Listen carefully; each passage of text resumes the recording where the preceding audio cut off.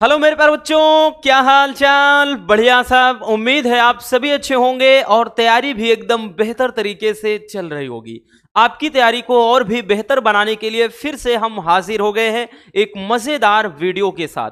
प्यारे बच्चों, आज के इस वीडियो में केमिस्ट्री के लास्ट चैप्टर 10वें चैप्टर बायो मॉलिक्यूल बोले तो जैव अणु का वन शॉट सॉल्यूशन हम देखने वाले हैं। तो आज बेहद सिंपल तरीके से इस चैप्टर के सारे इंपॉर्टेंट टॉपिक का निपटारा हम करने वाले हैं। एक चीज ध्यान देना भैया, इस चैप्टर में ज्यादातर जो क्वेश्चन है ना वो बायोलॉजी से बिलोंग करते हुए हैं, लेकिन इसमें से 5 नंबर का एक क्वेश्चन 100% श्योर है पूछा जाना है हर एक पेपर में, याद रखना।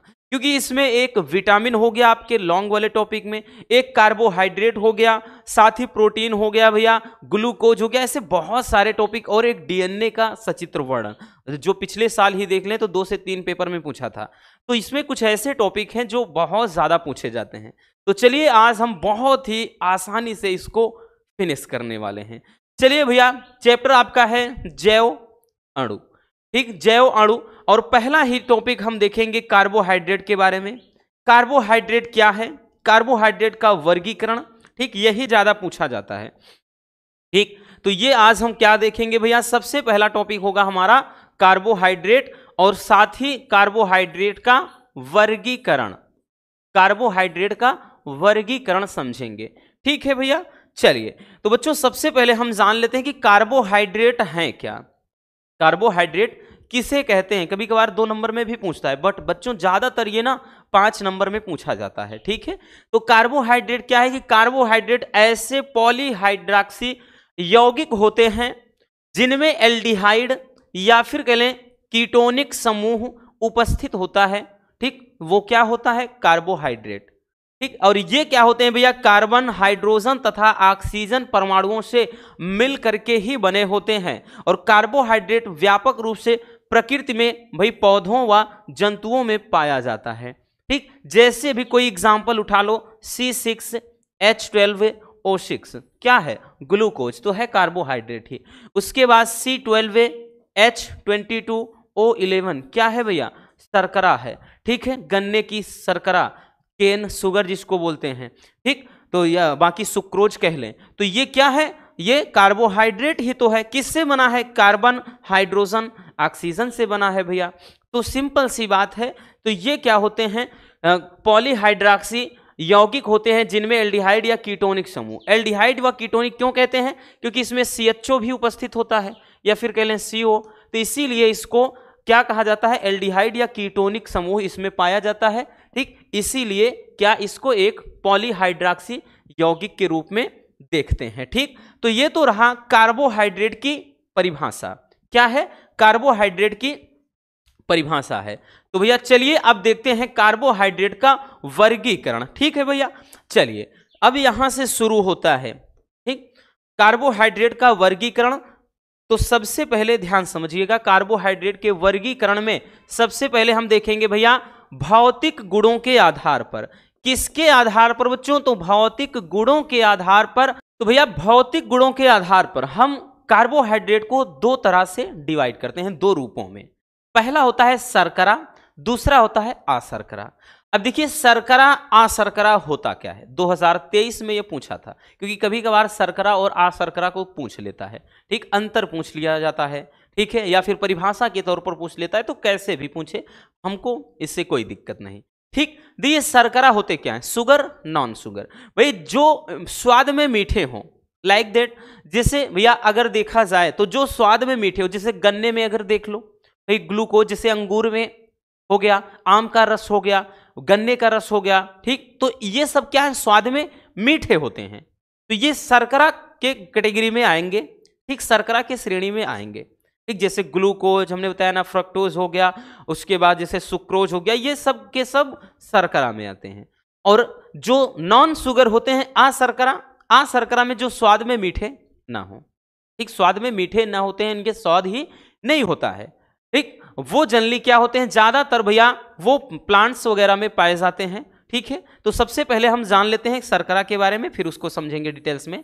तो शर्करा क्या होता है, यानी शर्करा क्या है, ये स्वाद में मीठी होती हैं। ठीक, शर्करा में जो कार्बोहाइड्रेट का हम इसको पहला भाग देखेंगे ये होता है शर्करा।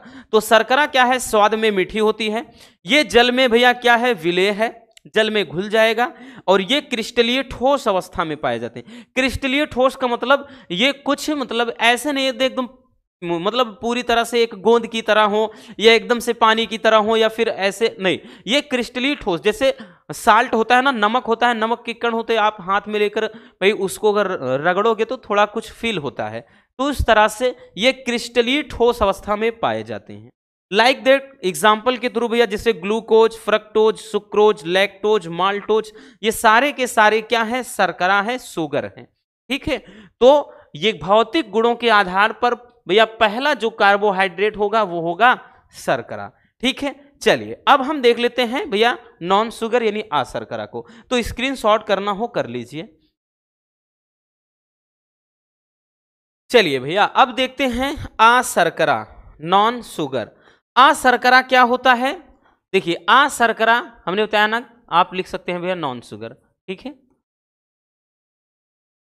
Non sugar. तो अशर्करा देखिए ये स्वादहीन होती हैं, इनमें यानी कोई टेस्ट नहीं होगा, ये स्वादहीन होंगे, स्वाद। ठीक है, अगला ये जल में अविलेय होते हैं। भैया शर्करा में, शुगर वाले में तो बताया वो जल में घुल जाएंगे, बट ये जल में नहीं घुलते हैं, जल में अविलेय होते हैं। और ये अक्रिस्टलीय ठोस अवस्था में उपस्थित होते हैं। वो क्रिस्टलीय ठोस होंगे लेकिन ये अक्रिस्टलीय ठोस होते हैं। जैसे में स्टार्च हो गया, सेलुलोज हो गया, ग्लाइकोजन हो गया, ये सब के सब ये अधिकांशतः ज्यादातर भैया नेचर में क्या है, पौधों में उपस्थित होते हैं। कौन, नॉन शुगर यानी अशर्करा। जैसे स्टार्च, सेलुलोज होता है ना कि भैया स्टार्च वगैरह क्या होते हैं, जैसे स्टार्च हो गया जिसको मंड भी बोलते हैं, ठीक, और सेलुलोज हो गया एक पतली झिल्ली की तरह से होती है। तो ये सबके सब क्या होते हैं, अशर्करा के अंदर आते हैं। ठीक है, चलिए तो भैया इसको भी अगर स्क्रीनशॉट करना है तो कर लीजिए। चलिए आगे देखते हैं। अब जो सबसे ज्यादा पूछा जाता है ना भैया वो यही पूछा जाता है, शर्करा अशर्करा तो बहुत कम पूछता है। ठीक, जो शुगर नॉन शुगर के बारे में कम पूछा जाता है, बट जो सबसे ज्यादा पूछा जाता है ना वो रासायनिक संरचना के आधार पर ज्यादा पूछता है। ठीक, या रासायनिक संगठन के आधार पर पूछेगा या फिर कह देगा कि जल अपघटन के आधार पर। ठीक, तो याद रखना जल अपघटन के आधार पर जो पूछा जाता है वो सबसे ज्यादा इंपॉर्टेंट है, तो इसको हम वेरी वेरी इंपॉर्टेंट बोलेंगे, याद रखना। देखिए भैया रासायनिक संगठन या फिर कह लें कि जल अपघटन के आधार पर जो कार्बोहाइड्रेट होता है कितने भागों में डिवाइड होता है, निम्नलिखित भागों में अपन डिवाइड करेंगे। पहला होता है मोनोसैकेराइड। फर्स्ट क्या होता है भैया, मोनोसैकेराइड।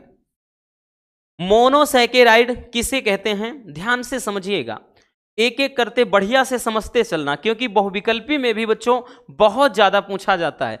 विकल्प दे देगा, पूछ लेगा कि निम्नलिखित में से कौन मोनोसैकेराइड है, तो आपको जानना बेहद जरूरी है। एग्जाम्पल बहुत ज्यादा इसके जरूरी है। ठीक, तो भैया मोनोसैकेराइड ये फर्स्ट है। तो देखिए मोनोसैकेराइड को सरल शर्करा भी कहा जाता है। क्या कहते हैं, सरल शर्करा भी कहा जाता है, ध्यान देना। और क्योंकि इनका जो जल अपघटन नहीं होता है, मोनोसैकेराइड में सामान्यतः 3 से 7 तक कार्बन परमाणु होते हैं। किसमें, मोनोसैकेराइड में। अब मोनोसैकेराइड में जैसे अगर एग्जांपल हम देखें भैया, तो जैसे में मोनोसैकेराइड के अंतर्गत कौन सा आएगा, ग्लूकोज। क्या आएगा भैया, ग्लूकोज, यानी C6H12O6 ग्लूकोज हो गया। और फ्रक्टोज, फ्रक्टोज भी भैया इसी में आता है। ग्लूकोज और फ्रक्टोज इसका भी फार्मूला सेम होता है। ठीक, तो ग्लूकोज और फ्रक्टोज ये क्या होते हैं, ये मोनोडाइसैकेराइड हैं। ठीक, मोनो मतलब मोनोसैकेराइड, डाई नहीं, मोनोसैकेराइड। ठीक, तो याद रखना बस इतना सा, मोनोसैकेराइड को सरल शर्करा कहा जाता है क्योंकि इनका जल अपघटन नहीं होता है। मोनोसैकेराइड में सामान्यतः 3 से लगभग 7 तक कार्बन परमाणु उपस्थित होते हैं। ठीक, जैसे हमने बताया ना ग्लूकोज, फ्रक्टोज ये क्या है, मोनोसैकेराइड के एग्जाम्पल हो जाएंगे। ठीक है, चलिए भैया स्क्रीनशॉट कर लेना बबुआ।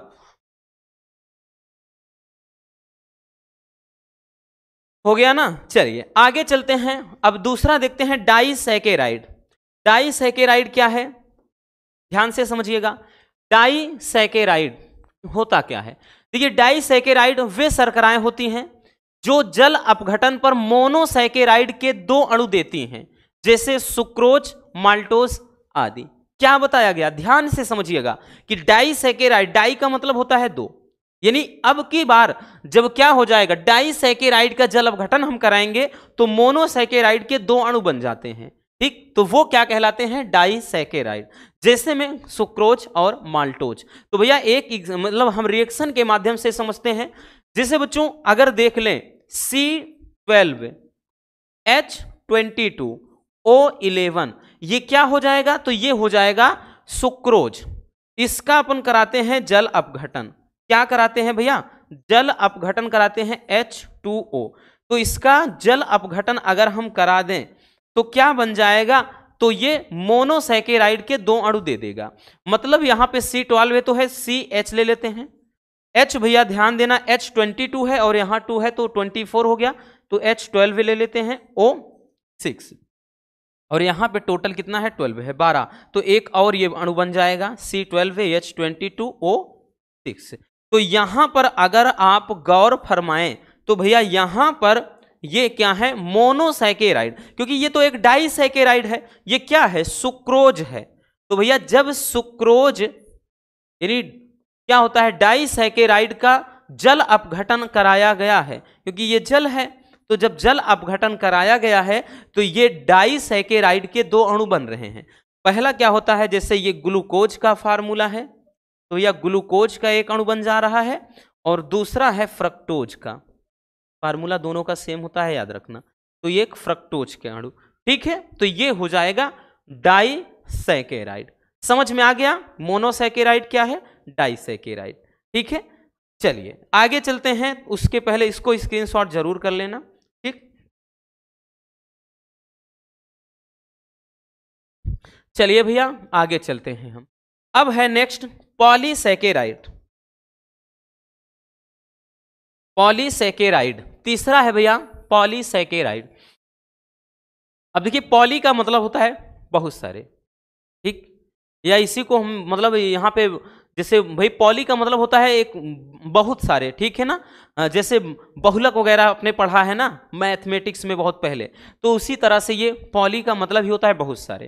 देखिए पॉलीसैकेराइड क्या होते हैं, पॉलीसैकेराइड वे शर्कराएं होती हैं जिनका एक अणु अगर जल अपघटन कराया जाए, ठीक, तो मोनोसैकेराइड के अनेक अणु क्या होते हैं, बन जाते हैं, ठीक, वो कहलाएंगे पॉलीसैकेराइड। पॉलीसैकेराइड जो अशर्करा होती है वही है ये, ठीक, ये अक्रिस्टलीय, स्वादहीन तथा जल में अविलेय होते हैं। अब भैया अक्रिस्टलीय, स्वादहीन और जल में अविलेय किसका गुण है, याद करो, नॉन शुगर यानी अशर्करा का, तो ये वही है, अशर्करा है। ठीक, तो ये अक्रिस्टलीय, स्वादहीन तथा जल में अविलेय होते हैं, और यह प्रकृति में सर्वाधिक मात्रा में, ध्यान देना, सबसे ज्यादा में, मतलब अगर पूछ लिया जाए, बहुविकल्पी पूछता है कि प्रकृति में सर्वाधिक मात्रा में पाया जाने वाला कार्बोहाइड्रेट कौन सा है, तो पॉलीसैकेराइड है। तो ये प्रकृति में सर्वाधिक मात्रा में पाया जाने वाला कार्बोहाइड्रेट है, इसीलिए इन्हें जैव बहुलक कहते हैं, ठीक, या फिर बहुलक मतलब सैकेराइड कहा जाता है, याद रखना। ठीक, जैसे में स्टार्च हो गया, सेलुलोज हो गया, ग्लाइकोजन हो गया, ठीक, तो ये किसके एग्जाम्पल्स हैं, ये हैं पॉलीसैकेराइड के। अब जैसे हम समझते हैं, इनमें यही तो कह रहा है, इनका अगर एक अणु जल अपघटन करा दिया जाए, तो एक अणु ले लेते हैं, ठीक, जैसे स्टार्च का तो होता है भैया C6H10O5 H10O5 N।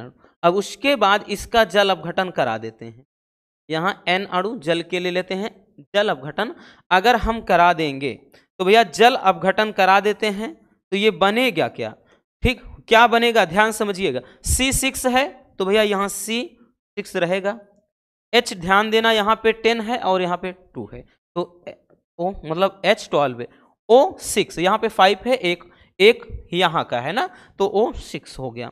तो ये क्या हो गए भैया, यहाँ पर ये ग्लूकोज है, और ग्लूकोज है क्या, तो ग्लूकोज है मोनोसैकेराइड। अब यहाँ N क्या है, अणुओं को बता रहा है, तो मतलब बहुत सारे अणु हैं, ठीक है, तो यहां पर वही चीज ध्यान देना कि जब क्या होता है कि पॉलीसैकेराइड का जल अपघटन कराते हैं तो बहुत सारे मतलब मोनोसैकेराइड के बहुत सारे अणु बनते हैं। वही चीज तो बोला है कि इनका क्या होगा भैया, एक अणु जल अपघटन करके मोनोसैकेराइड के अनेक अणु देता है। ठीक, तो जैसे ये स्टार्च का फार्मूला है, स्टार्च बोले तो मंड जिसको बोलते हैं, जल अपघटन कराए हैं तो ये ग्लूकोज, ग्लूकोज के बहुत सारे अणु बन रहे हैं। और ग्लूकोज है क्या, तो ये मोनोसैकेराइड है। ठीक है, आई बात समझ में।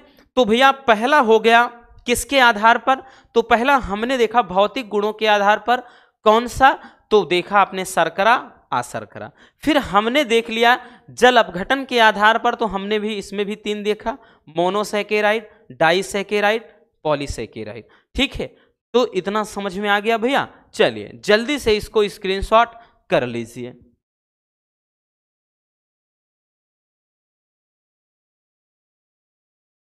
हो गया ना। चलिए आगे चलते हैं रसगुल्लों। अब देखते हैं भैया मतलब इसे कार्बोहाइड्रेट से रिलेटेड ये टॉपिक, इस पे टिप्पणी बहुत ज्यादा पूछता है, तो इसको भैया वेरी वेरी इंपॉर्टेंट बोलते हैं। हालांकि जब हम एक एक टॉपिक बता रहे थे तो उसमें इसको अच्छे से समझाया था, नहीं भी याद है तो डोंट वरी, फिर से बता देते हैं। मॉलिस परीक्षण पर संक्षिप्त टिप्पणी लिखिएगा। ठीक, कि मॉलिस परीक्षण है क्या। देखिए मॉलिस परीक्षण क्या है, ये कार्बोहाइड्रेट, किसी भी पदार्थ से कार्बोहाइड्रेट की जानकारी प्राप्त करने के लिए एक जो विधि होती है, यानी कोई भी पदार्थ है उसमें कार्बोहाइड्रेट है कि नहीं है, इस बात की जानकारी इस परीक्षण के द्वारा मिल जाती है। इसमें होता क्या है, चलिए समझते हैं भैया। देखिए इस परीक्षण में होता क्या है, सबसे पहले जैसे कोई पदार्थ है, हमने इस कोई पदार्थ है उसको एक परख नली में ले लिया। ठीक, इस परख नली में क्या कर लिया है, इसको भर लिया है। ठीक है, इस तरह से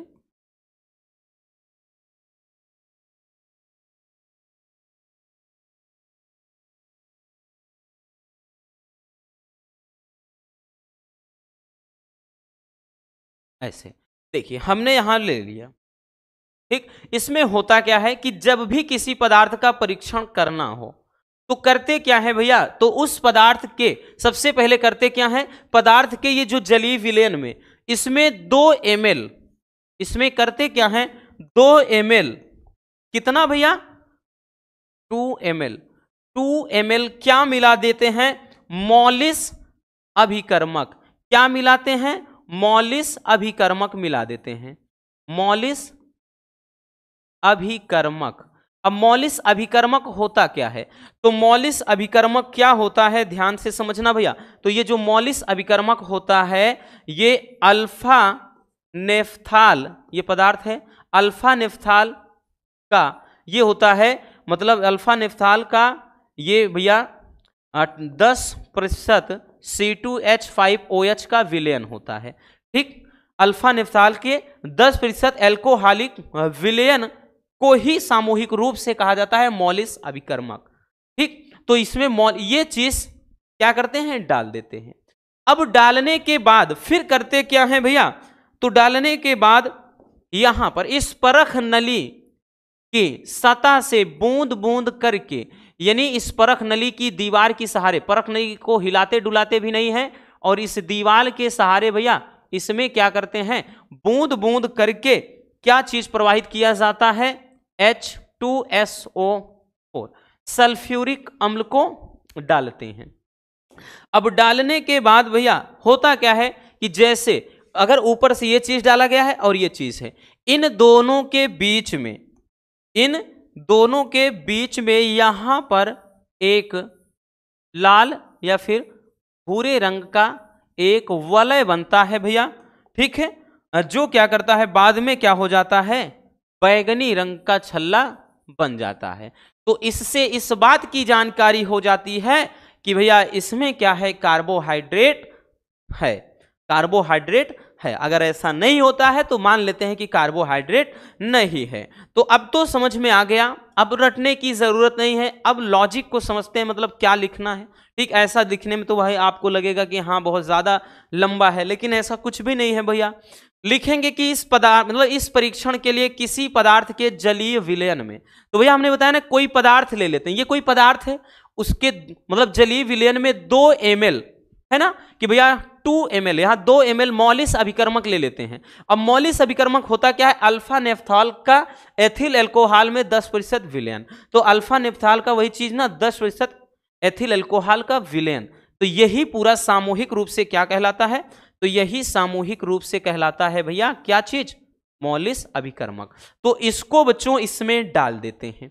ठीक, इतना समझ में आया। फिर उसके बाद करते क्या है, परख नली को बिना हिलाए बहुत सावधानी से परख नली की दीवार के सहारे बूंद बूंद करके सल्फ्यूरिक अम्ल को डालते हैं।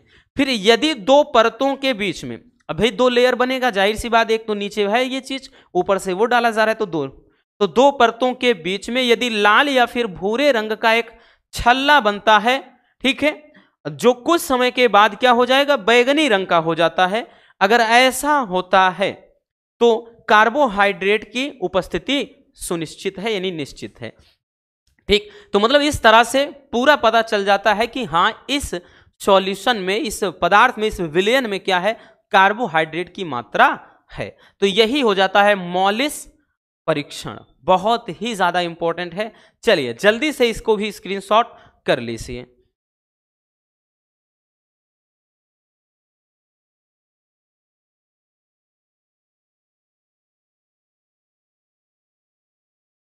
हो गया भैया। चलिए अब हम देखते हैं आगे बच्चों, अगला टॉपिक क्या है, ग्लूकोज के निर्माण की विधियां व रासायनिक इसके गुण लिखना है। ठीक, भैया इसको तो अपन वेरी वेरी इंपॉर्टेंट बोलेंगे, क्योंकि इस चैप्टर का ये राजा है। ठीक, इस चैप्टर में ग्लूकोज बहुत ही ज्यादा पूछा जाता है, ग्लूकोज के निर्माण की विधियां और इनके रासायनिक गुण। ठीक, जैसे भी देख ले, चाहे आप 22 का उठाओ, चाहे 23 का, चाहे 24 का, ग्लूकोज को तो मिस किया ही नहीं है, कभी नहीं, बहुत ज्यादा पूछा जाता है। इसलिए बोल रहे हैं कि भैया इसके निर्माण की विधि कैसे बनाते हैं, और निर्माण की विधि से भी कहीं ज्यादा इंपॉर्टेंट इसके रासायनिक गुण बहुत पूछता है। ठीक, यहां पे बोल देगा कि भाई ग्लूकोज की फेहलिंग विलयन के साथ अभिक्रिया का रासायनिक समीकरण लिखिए, ग्लूकोज का बोल देगा टालिन अभिकर्मक के साथ रासायनिक अभिक्रिया का समीकरण लिखिए, या फिर बोल देगा भैया ग्लूकोज के अपचयन के बारे में, अपचयन का पूछ लेगा, ग्लूकोज का ऑक्सीकरण पूछ लेगा। तो बहुत ज्यादा पूछा जाता है, याद रखना। सबको आज हम निपटाएंगे, डोंट वरी। सबसे पहले भैया ग्लूकोज के निर्माण की विधि को देखें। पहला है गन्ने की शर्करा के जल अपघटन द्वारा, यानी केन शुगर से गन्ने की शर्करा के जल अपघटन से ग्लूकोज का निर्माण कैसे होता है, सबसे पहले हम इस बात को समझेंगे। देखिए भैया, तनु हाइड्रोक्लोरिक अम्ल की उपस्थिति में जब गन्ने की शर्करा का 323 केल्विन ताप पर क्या हो जाता है भैया, जल अपघटन कराते हैं, तो ग्लूकोज बनता है। चाहे ग्लूकोज कहें चाहे ग्लूकोज, कोई दिक्कत ना। तो यहां पर केन शुगर यानी जिसको बोलते हैं मतलब सुक्रोज।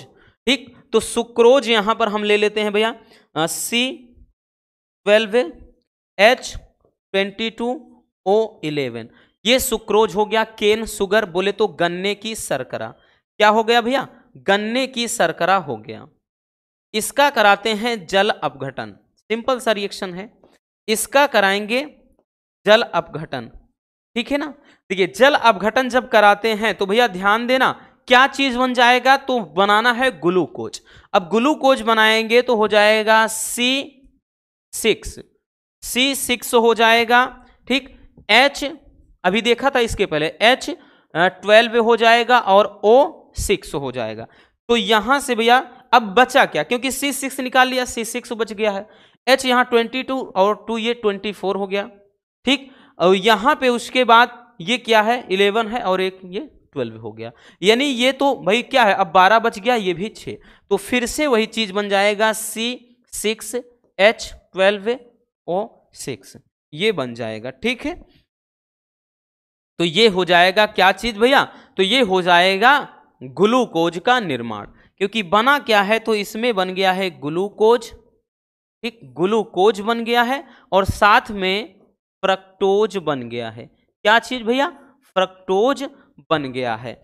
बाकी यहां पर देखें तो ये भैया गन्ने की शर्करा है, गन्ने की शर्करा, वैसे देखें तो इसको सुक्रोज कहते हैं, ठीक है, सुक्रोज कहते हैं। इसका जल अपघटन कराया गया है तो ये ग्लूकोज का निर्माण हो गया है, ठीक है ना, समझ में आया। चलिए भैया जल्दी से स्क्रीनशॉट कर लीजिए। चलिए हो गया रसगुल्लो। चलिए अब देखते हैं भैया हम आगे किस तरह से ग्लूकोज का निर्माण करेंगे। तो ये तो रहा गन्ने की शर्करा या केन शुगर के जल अपघटन के द्वारा। अब हम इसको भैया स्टार्च के जल अपघटन से बनाएंगे। अगर याद हो भैया तो पॉलीसैकेराइड में भी देखा है। अब भैया स्टार्च के जल अपघटन द्वारा ग्लूकोज का निर्माण कैसे होता है, ध्यान से समझिएगा बच्चों कि तनु सल्फ्यूरिक अम्ल की उपस्थिति में स्टार्च का 393 केल्विन ताप पर जब जल अपघटन कराते हैं भैया तो ग्लूकोज का निर्माण होता है। ठीक, बेसिक सा एक सिंपल सा रिएक्शन है, चलिए समझते हैं। तो भैया क्या है, तनु सल्फ्यूरिक अम्ल की उपस्थिति में स्टार्च का फार्मूला C6H10O5, ठीक, ये हो जाएगा भैया। और उसके बाद यहां पर N अणु ये रहेगा और इसका भैया यहां पे हम N अणु ले लेते हैं जल के H2O, ठीक। जब यहां पर इसका क्या कराते हैं, जल अपघटन, किसकी उपस्थिति में, तो भैया ये भी लिख लीजिए तनु H2SO4, तनु H2SO4 और 393 केल्विन टेम्परेचर पर, ठीक। जब ये क्रिया कराएंगे बनेगा क्या भैया, तो ग्लूकोज के अणु का निर्माण होता है। C6 है तो C6 रहेगा, H यहाँ भाई कितना है 10 है, यहाँ 2 है तो H12 हो गया, और O5 है, एक O यहाँ है तो O भी 6 हो गया, और यहाँ पे N अणु है तो N अणु लगा देते हैं, तो ये क्या बन गया, ग्लूकोज, ठीक। तो भैया ये तो रहा आपका स्टार्च। तो स्टार्च का जब आपने स्टार्च या फिर मंड कह लें, इसका जल अपघटन कराया तो किसका निर्माण हुआ, ग्लूकोज का। किसका भैया, ग्लूकोज का, ठीक। तो इस तरह से भी ग्लूकोज का निर्माण किया जाता है। चलिए जल्दी से इसको भी स्क्रीनशॉट कर लीजिए। हो गया ना बच्चों। चलिए आगे चलते हैं बबुआ। आगे है ग्लूकोज के भौतिक गुण। वैसे भौतिक गुण के बारे में तो नहीं पूछता है, बट कभी कभार पूछ लेता है, कभी कभार, ठीक। रेगुलर ये क्वेश्चन नहीं है, जो रेगुलर है वो हम आपको बता ही देते हैं कि कौन मोस्ट इंपॉर्टेंट है। तो ग्लूकोज के भौतिक गुण के बारे में अगर जानेंगे, सबसे पहला ये श्वेत रंग का यानी सफेद रंग का एक क्रिस्टली ठोस है। अब भाई सबने ग्लूकोज देखा, इसमें कोई नई बात थोड़ी ना है। इसका गलनांक 146 अंश सेल्सियस होता है। नेक्स्ट कि यह जल में क्या होता है भैया, घुलनशील है यानी जल में विलेय है। आगे यह एल्कोहल में अल्प विलेय है परंतु ईथर में अविलेय होता है, ठीक है। और यह स्वाद में क्या होता है, मीठा होता है। तो ये दो ग्लूकोज का रहा भौतिक गुण, ठीक है। ग्लूकोज का क्या हो जाएगा भैया, ये हो जाएगा भौतिक गुण, ठीक है। चलिए ये भौतिक गुण है। अब हम समझते हैं इसके रासायनिक गुण, जो सबसे ज्यादा बोर्ड एग्जाम में पूछा जाएगा, क्योंकि यही पूछा जाता है इस टॉपिक से, सबसे ज्यादा क्वेश्चन यहीं से बनता है। तो ग्लूकोज के रासायनिक गुण में सबसे पहला देखेंगे अपचयन, इसका ऑक्सीकरण देखेंगे, अपचयन देखेंगे, ठीक है, कोई दिक्कत ना। तो अपचयन क्या होता है भैया, ग्लूकोज सोडियम अमलगम के जलीय विलयन से अपघटित होकर सार्बिटाल बनाता है। अब देखिए यहां पर ग्लूकोज का थोड़ा हम एक अलग फार्मूला लिखेंगे, यानी वही होगा उसका पूरा संरचना सूत्र तोड़ करके। देखिए C6 होता है, H12O6, बट इसको यहां पर कुछ इस तरह से लिखेंगे भैया, जैसे CHOH का ये होल 4 रहेगा, उसके बाद CH2OH, इसको हम इस तरह से कुछ लिखेंगे। ये इसका संरचना सूत्र होता है। और कई बार पूछा गया है कि ग्लूकोज का संरचना सूत्र लिखिए, तो इस तरह से लिख देना है। क्योंकि अगर आप देखेंगे तो भैया 6 कार्बन है तो 4 कार्बन यहां है और 2 ऊपर नीचे, 6 कार्बन बराबर। H12 है तो भैया ये 4 दूना 8 हो गया, और 8 3 11, एक यहाँ का 12। ऑक्सीजन 6 है तो भैया 4 ऑक्सीजन यहाँ और 2 ऊपर नीचे मिलाकर 2 है तो 6। तो कहने का मतलब ये ग्लूकोज ही है। इसको इस तरह से लिखने का फायदा ये है कि ये सारे रिएक्शन आपको चुटकियों में तैयार हो जाएंगे, आपको याद हो जाएंगे। ठीक है, ऐसे वाले में जो लिखते हैं थोड़ा डिफिकल्ट होता है, बट ये वाला ना बहुत ज्यादा सिंपल तरीका है। ठीक, तो आप इसको अपने दिमाग में छाप लीजिए कि इस तरह से हमको लिखना है। ठीक है भैया, चलिए तो यहां पर बच्चों हम क्या करते हैं, ग्लूकोज ले लेते हैं। तो ग्लूकोज का फार्मूला क्या बताया, CHO। आपने देखा ना CHO है तो इसका मतलब ये एल्डिहाइड है इसमें। अब उसके बाद CHOH का ये होल 4 रहेगा और उसके बाद यहां पे CH2OH। ठीक, अब इसका जो रिएक्शन है वो हम कराएंगे किसके साथ, किसके साथ कराएंगे, कह रहा है कि अपचयन। भैया अपचयन का मतलब होता है हाइड्रोजन से क्रिया कराना। ठीक है, अपचयन का मतलब किसके साथ, हाइड्रोजन के साथ क्रिया कराना। किसकी उपस्थिति में, तो भैया क्या बोल रहा है, सोडियम अमलगम यानी NaHG की उपस्थिति में इसका जब हम कराएंगे अपचयन, क्या चीज, अपचयन। जब अपचयन कराते हैं बबुआ क्या बन जाएगा, कह रहा है सार्बिटाल बनेगा। अब सार्बिटाल का फार्मूला क्या, देखिए इसमें कोई ज्यादा बदलाव नहीं करना, ये जो H है यहीं पर ऐड कर देना है। तो मतलब ये हो जाएगा भैया CH2OH, क्योंकि यहां CHO था, यहां पे भैया हमने क्या किया है, CHO था तो H2 यहां प्लेस कर दिया। अब उसके बाद बाकी यहां पे आपका CHOH ये रहेगा ही, फिर उसके बाद यहां CH2OH ये हो जाएगा। ठीक, तो ये क्या हो जाएगा, सार्बिटाल। क्या कहेंगे इसको, इसको कहेंगे सार्बिटाल, सार्बिटाल। ठीक है, तो भैया ये हो जाएगा सार्बिटाल, क्या हो जाएगा, सार्बिटाल। ठीक, और ये क्या है, तो ये तो ग्लूकोज ही है। क्या है बच्चों, ग्लूकोज ही है। ठीक, तो समझ में आ गया कि अपचयन कराने पर क्या बनता है, सार्बिटाल बनता है। चलिए इसको स्क्रीनशॉट कर लीजिए, फिर नेक्स्ट चलते हैं। देख हो गया ना भैया, आगे चलते हैं बबुआ। आगे है ऑक्सीकरण। तो भैया हमने रिडक्शन देख लिया, ऑक्सीडेशन देखते हैं, ऑक्सीकरण। तो ऑक्सीकरण कराने पर क्या बनेगा, तो ग्लूकोज का ब्रोमीन जल द्वारा ऑक्सीकरण कराने पर क्या बन जाता है, ग्लूकोनिक अम्ल बन जाता है, ग्लूकोनिक अम्ल। तो ग्लूकोज ले लेते हैं, CHO फिर CHOH का होल ये 4 रहेगा, उसके बाद CH2OH। ठीक है, ये हो जाएगा। इसका कराते क्या है, अपचयन नहीं, अब की बार ऑक्सीकरण है। ऑक्सीकरण में भैया ऑक्सीजन का जोड़ना होता है, ये हो जाएगा ऑक्सीडेशन। ऑक्सीकरण होता है किसकी उपस्थिति में, तो ब्रोमीन जल Br2। ठीक है, तो भैया यहां पर ब्रोमीन जल की उपस्थिति में इसका कराते क्या हैं, तो ऑक्सीकरण कराते हैं, ऑक्सीकरण। अब जब ऑक्सीकरण कराएंगे क्या बन जाएगा बबुआ, क्या बन जाएगा, ग्लूकोनिक अम्ल बनता है, ग्लूकोनिक अम्ल। देखिए भाई अम्ल पहचानेंगे कैसे, तो यहां का जो O है यहां उठकर चला जाएगा, तो जब ये COOH हो जाएगा तो भैया ये क्या होता है, आपका कार्बोक्सिलिक एसिड बन जाता है, आपने पढ़ा है। तो यहां से ये क्या हो जाएगा भैया, COOH, क्योंकि CHO पहले था, एक O उठकर यहां चला आया और कुछ नहीं। उसके बाद ये CHOH हो जाएगा भैया का होल ये 4 रहेगा, उसके बाद CH2OH। ठीक है, तो ये क्या बन जाएगा, ग्लूकोनिक अम्ल, ग्लूकोनिक अम्ल। ठीक है, ग्लूकोनिक अम्ल बन जाएगा। बाकी इधर तो भैया ग्लूकोज ही है, ग्लूकोज। ठीक है, तो ये तो रहा ऑक्सीकरण और दूसरा अपचयन। ठीक है, तो इसको भी स्क्रीनशॉट कर लीजिए। अब चलते हैं सबसे ज्यादा पूछे जाने वाले टॉपिक को हम देखेंगे। इसके बाद फेहलिंग विलयन से क्रिया पर क्या बनता है और उसके बाद टालिन अभिकर्मक से क्रिया पर क्या बनता है। तो जल्दी स्क्रीनशॉट कर लीजिए। हो गया भैया, चलिए अब देखते हैं बच्चों अगला। अगला देखते हैं फेहलिंग विलयन, फेहलिंग विलयन से क्रिया।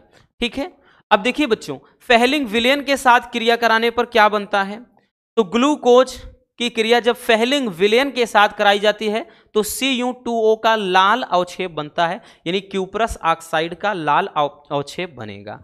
तो चलिए देखते हैं। तो भैया ग्लूकोज का फार्मूला CHO, फिर CHOH हमने कहा या यहाँ लगा देते हैं, और यहाँ पर ये हो जाएगा CH2OH, ठीक है, CH2OH। अब उसके बाद अब यहाँ पर भैया क्रिया करा रहे हैं किसके साथ, फेहलिंग विलेन, तो क्यूप्रिक ऑक्साइड होता है CuO, ये फार्मूला हो जाता है। जब हम फेहलिंग विलेन से क्रिया कराएंगे तो इसके बाद बनता क्या है कि भैया लाल अवक्षेप क्यूप्रस ऑक्साइड का, तो बनेगा तो आपका ग्लूकोनिक एसिड ही, इधर तो COOH ही रहेगा क्योंकि ओ है लगा दिया, तो COOH या CHOH ये हो का होल, ये 4 हो जाएगा और CH2OH हो जाएगा, और बाकी भैया यहां बन जाएगा Cu2O, क्यूप्रस यानी ऑक्साइड, क्यूप्रस ऑक्साइड का लाल अवक्षेप। लेकिन एक चीज देखिए ना बच्चों, तो ये बैलेंस नहीं है, एक ऑक्सीजन यहां है एक यहां है, बट यहां तो भैया एक ही है, तो हम क्या करते हैं यहां 2 लगा देते हैं। अब 2 Cu हो गया, तो Cu ऑलरेडी 2 है, अब कुछ करने की जरूरत ही नहीं है, तो ये क्या हो गया, बैलेंस हो गया। ठीक, अब इसमें कुछ नहीं करना, संतुलित है पूर्ण रूप से। तो ये तो रहा बबुआ ग्लूकोज, क्या हो जाएगा भैया, ग्लूकोज, और यहां पे ये फेहलिंग विलेन, इसको क्या बोलते हैं, फेहलिंग विलेन, ठीक है। अब फेहलिंग विलेन किसे कहते हैं, टालेन अभिकर्मक किसे कहते हैं, तो एल्डिहाइड, कीटोन और कार्बोक्सिलिक एसिड वाले में अगर 1 शॉट देखेंगे तो अच्छे से समझाया है। ये तो आपका ग्लूकोनिक अम्ल है, ग्लूकोनिक अम्ल, तो भैया ये तो ग्लूकोनिक अम्ल रहा। और ये तो है क्यूप्रस ऑक्साइड का लाल अवक्षेप, लाल अवक्षेप, ठीक, क्या हो जाएगा, लाल अवक्षेप, ठीक, ये तीर नीचे, इसका मतलब ये एक कुछ क्रिस्टल फॉर्म में ये बन रहा, अवक्षेप बन रहा। जब ऊपर तीर होती है तो कोई गैस बाहर निकलने का संकेत होता है, ठीक है। तो ये क्या हो जाएगा भैया, फेहलिंग विलेन के साथ क्रिया। चलिए अब हम आगे देखते हैं, पहले इसको स्क्रीनशॉट कर लीजिए। हो गया बच्चों, चलिए अब देखते हैं भैया टालेन अभिकर्मक के साथ क्रिया। तो टालेन अभिकर्मक के साथ क्रिया कराएंगे, क्या होगा, ध्यान से समझिएगा। ग्लूकोज की क्रिया टालेन अभिकर्मक से अगर कराते हैं तो रजत दर्पण बनता है, क्या बनता है, रजत दर्पण बनता है। चलिए इसको भी देखते हैं। तो भैया यहां पर ले लेते हैं CHOH का ये होल 4 हो जाएगा, और उसके बाद भैया CH2OH, ग्लूकोज ले लिया। इसकी क्रिया किसके साथ करा देनी है अपने को, तो कराना है भैया किसके साथ, Ag2O, किसके साथ, टालेन अभिकर्मक, ये टालेन अभिकर्मक होता है Ag2O। तो इसके साथ हम जब क्रिया कराएंगे तो क्या बनेगा, रजत दर्पण बनता है, रजत दर्पण। तो मतलब यहां पर ध्यान देना, एक तो यहां पर ऑक्सीजन उठकर यहां ऐड होगा तो फिर से ग्लूकोनिक अम्ल बनाएगा, तो COOH हो गया भैया, ये CHOH हो गया का होल 4, और उसके बाद CH2OH हो गया, ठीक। और साथ में क्या बन जाएगा बच्चों, साथ में क्या बन जाएगा, तो यहां पर भैया Ag सिल्वर, ठीक है, Ag बन जाएगा। बट अगर एक चीज ध्यान दें तो यहां पे 2Ag है, ठीक, तो यहां 2 लगा दिया, और ये नीचे है तो ये रजत दर्पण, ये अवक्षेप बन रहा है, ठीक, समझ में आ गया। तो ये तो रहा ग्लूकोज, ग्लूकोज हो गया। ये क्या है, टालेन अभिकर्मक, टालेन अभिकर्मक, टालेन अभिकर्मक है। और इधर क्या है, तो ये हो जाएगा आपका ग्लूकोनिक अम्ल, ग्लूकोनिक अम्ल, ग्लूकोनिक अम्ल। अब साथ में यहां पर ये क्या बन जाएगा, रजत दर्पण, रजत दर्पण, रजत दर्पण। तो ये तो रहा टालेन अभिकर्मक के साथ अभिक्रिया का रासायनिक समीकरण। चलिए जल्दी से इसको भी स्क्रीनशॉट कर लीजिए।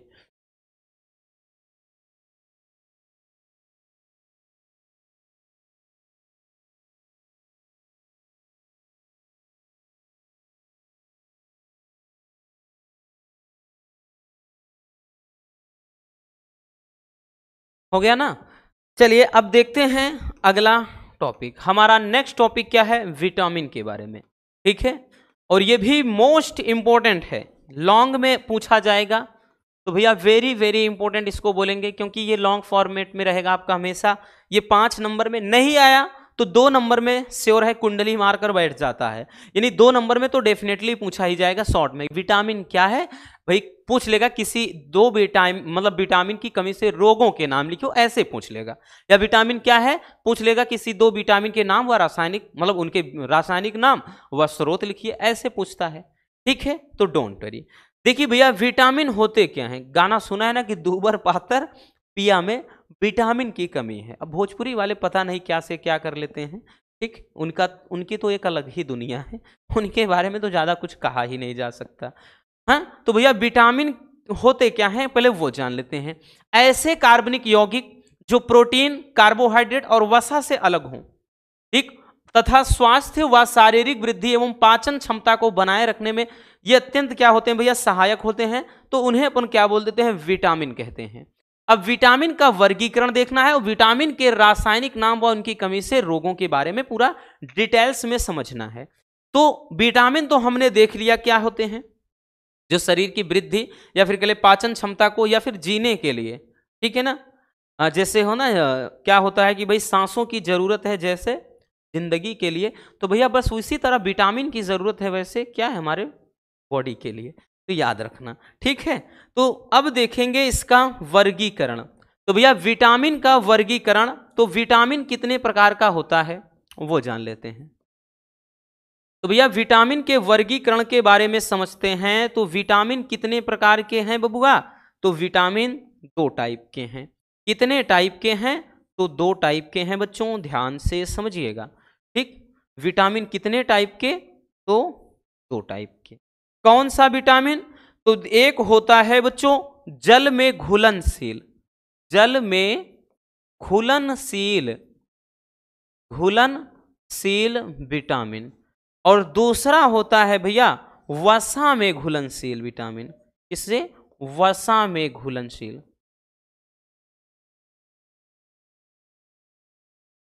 तो एक तो हो गया जल में घुलनशील विटामिन, दूसरा होता है वसा में घुलनशील विटामिन। अब जल में घुलनशील विटामिन के अंदर बात करें तो विटामिन बी तथा विटामिन सी, ठीक, विटामिन बी तथा विटामिन सी ये जल में घुलनशील विटामिन हो जाते हैं। और बाकी वसा में घुलनशील विटामिन, तो विटामिन ए होता है, विटामिन डी होता है, विटामिन ई होता है और विटामिन के होता है। तो समझ में आ गया बबुआ कि जल में घुलनशील विटामिन आपके कौन कौन से हैं, और उसके बाद वसा में घुलनशील विटामिन कौन कौन से हैं, ठीक। तो जल में घुलनशील और वसा में, इस तरह से 2 प्रकार के विटामिन होते हैं, ठीक है। तो ये तो रहा विटामिन के प्रकार, क्योंकि कभी और वो विकल्पी में पूछेगा, पूछ लेगा कि निम्नलिखित में से कौन सा जल में घुलनशील विटामिन है, विकल्प दे देगा भैया, ए दे देगा, डी दे देगा, के दे देगा, उसके बाद बी सी, ऐसा। तो जल में और वसा में ऐसे विकल्पी में भी बन जाता है एक आध क्वेश्चन कभी कभार। चलिए जल्दी से इसको भी स्क्रीनशॉट कर लीजिए।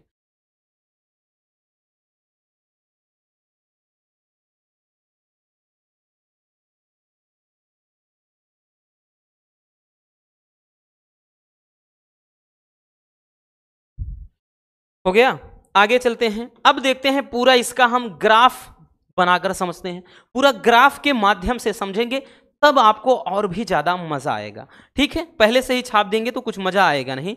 तो यहां पर पूरा हम ग्राफ बनाकर समझते हैं, ठीक, पूरा का पूरा एक ग्राफ के माध्यम से समझते हैं बबुआ, तब ज्यादा आनंद आएगा, ठीक है। देखिए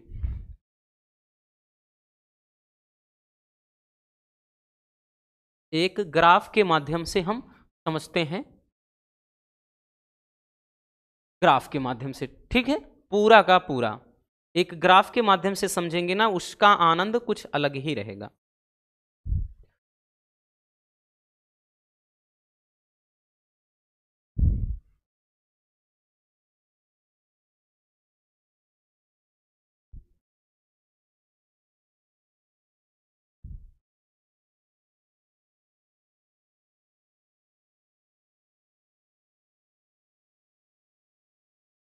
चलिए देखिए, अब इसको समझते हैं एक ग्राफ के माध्यम से, ठीक है।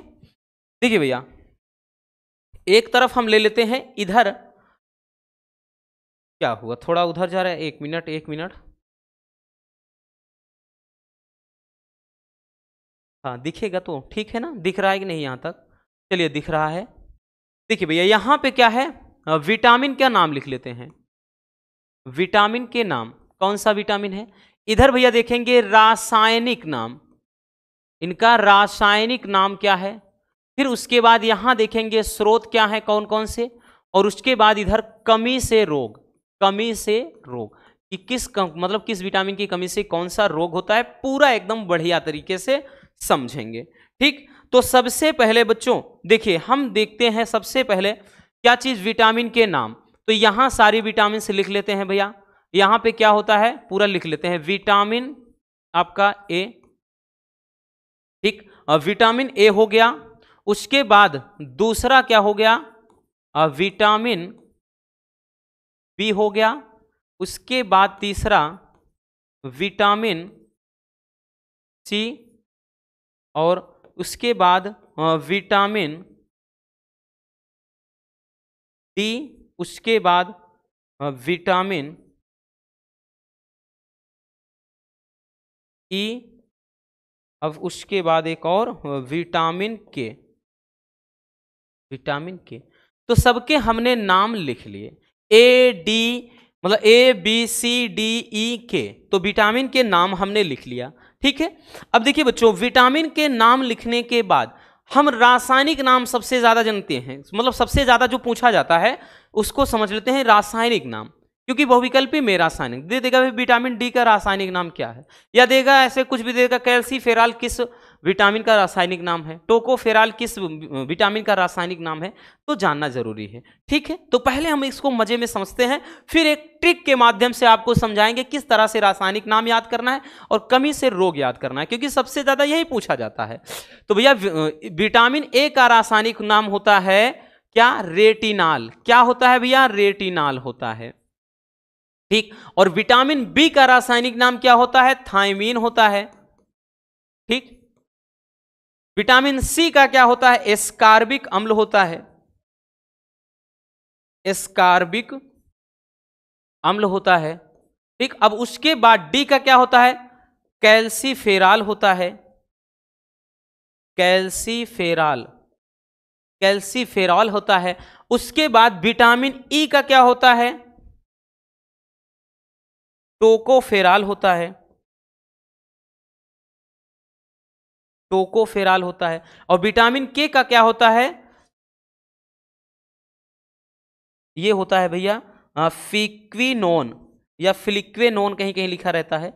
ठीक, तो फिक्विनोन या फिलिक्विनोन ऐसे भी किया बोलते हैं। तो ये हो जाएंगे विटामिन के रासायनिक नाम। अभी आप भी एकदम चुटकियों में आराम से याद करोगे, हम बताएंगे ट्रिक से कैसे याद करना है। तो पहले ये हम समझ लेते हैं, ये सारे विटामिन के रासायनिक नाम होंगे। विटामिन ए का रासायनिक नाम रेटिनाल, बी का रासायनिक नाम थायमीन, विटामिन सी का रासायनिक नाम स्कार्बिक एसिड, और विटामिन डी का रासायनिक नाम कैल्सीफेराल, विटामिन ई का रासायनिक नाम टोकोफेराल, और विटामिन के का रासायनिक नाम फिलिक्वेनोन। ये सारे विटामिन के रासायनिक नाम हो गए। स्रोत में आ जाते हैं भैया, सारे विटामिन के स्रोत समझ लेते हैं। देखिए तो भैया विटामिन ए का सबसे प्रमुख स्रोत में तो होता है भैया गाजर। क्या है, गाजर है। ठीक, गाजर हो गया, दूध हो गया। ठीक, और उसके बाद ये क्या बोलते हैं, ये फल में विटामिन मतलब ये क्या कहते हैं, सब्जियां। ठीक, देखिए प्रमुख वाले आगे एक दो मिलते जुलते रहे, कोई दिक्कत ना, बाकी पीछे चाहे जो लिख दे, सब में कुछ ना कुछ विटामिन होते ही हैं। प्रमुख की बात करें जैसे ए में सबसे ज्यादा पाया जाता है। विटामिन बी की बात कर ले तो भैया विटामिन बी में ध्यान से समझिएगा। अब विटामिन बी का जो प्रमुख स्रोत होता है, इसमें जैसे मशरूम, मशरूम हो गया भैया, मशरूम के अलावा अंडा हो गया, इसके अलावा दूध हो गया, ये सब क्या है विटामिन बी के प्रमुख स्रोत में आते हैं। विटामिन सी की बात कर लें भैया, विटामिन सी का जैसे होता है आंवला, आंवला, आंवला हो गया, नींबू हो गया भैया, ठीक, संतरा हो गया, ये सबके सब क्या होते हैं, विटामिन सी के स्रोत होते हैं, यानी इनमें सबसे ज्यादा ये विटामिन सी पाया जाता है। फिर उसके बाद विटामिन डी, तो भैया नेचर में सबसे इसका प्रमुख उदाहरण तो है सूर्य का प्रकाश, सनलाइट, सूर्य का प्रकाश हो गया। और यहां पे उसके अलावा भैया क्या होता है, मांस मछली हो गया, मांस मछली, अंडा, ये सब के सब विटामिन डी के प्रमुख स्रोत, पनीर भी हो गया, ये सभी इसमें आते हैं।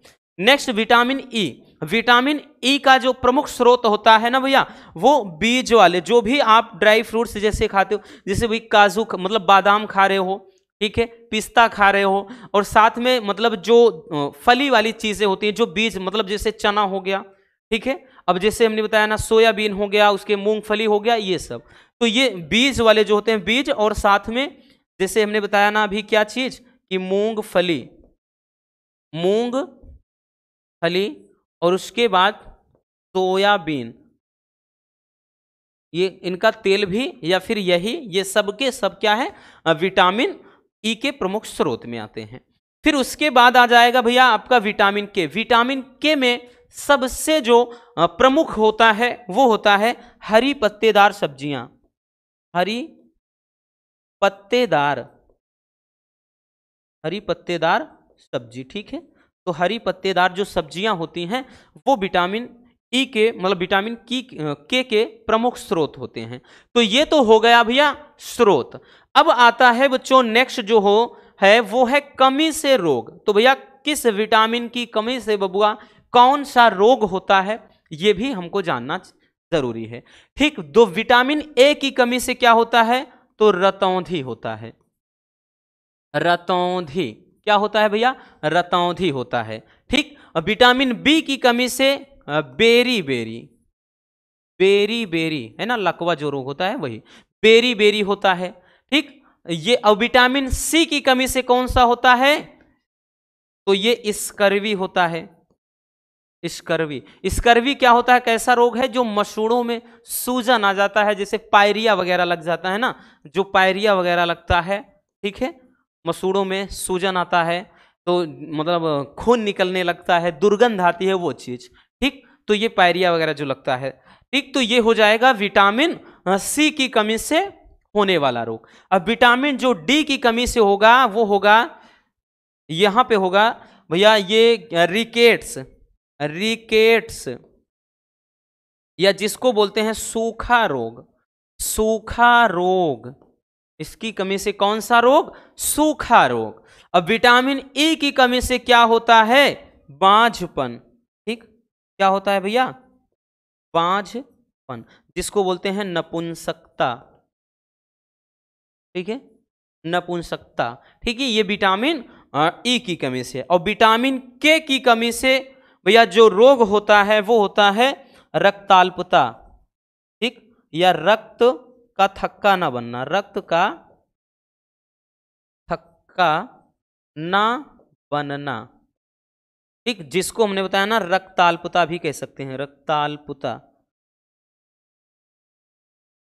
रक्ताल्पता यानी रक्त की अल्पता हो जाए, रक्त की कमी हो जाए, तो रक्ताल्पता। तो ये हो जाएगा पूरा आपका विटामिन, विटामिन के रासायनिक नाम, स्रोत और इनकी कमी से रोग।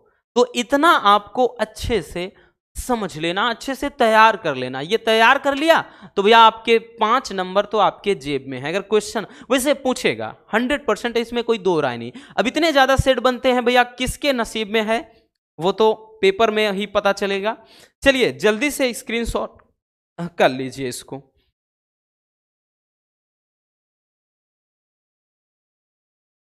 हो गया ना।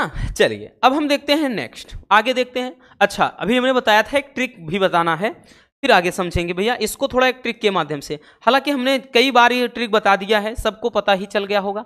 सबसे पहले भैया रासायनिक नामों से संबंधित बताएंगे, रासायनिक नाम से। तो भैया रासायनिक नाम से संबंधित ट्रिक जो होगी, चलिए पहले उसको समझते हैं। इससे संबंधित जो ट्रिक होगा भैया पहले उसको जान लेते हैं।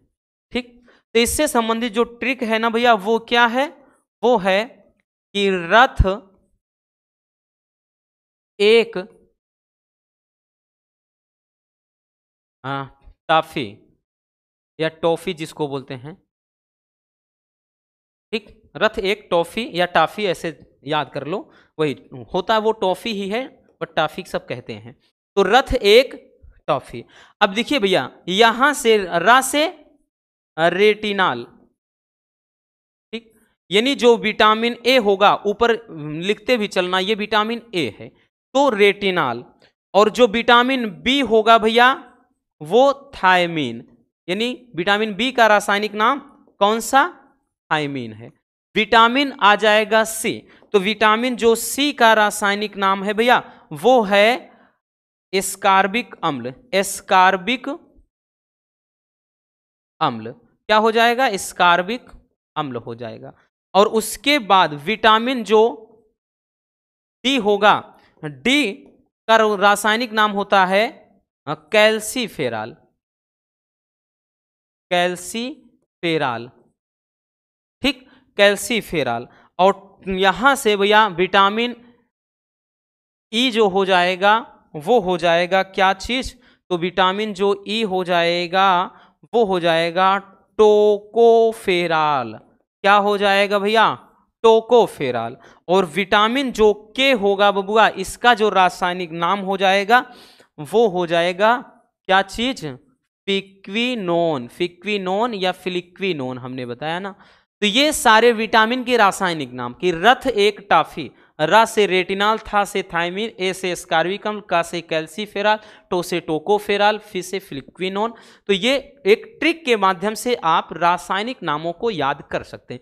2 बार 4 बार 5 बार 10 बार दिन भर में रट्टा मारो, अपने आप रट जाएगा। रथ एक टाफी, ऐसे रटते रहो भैया, क्रम से A B C D E के करके, ठीक, क्रम से रटते रहो। अब उसके बाद जो कमी से रोग, एक और बताया था भैया, कमी से रोग,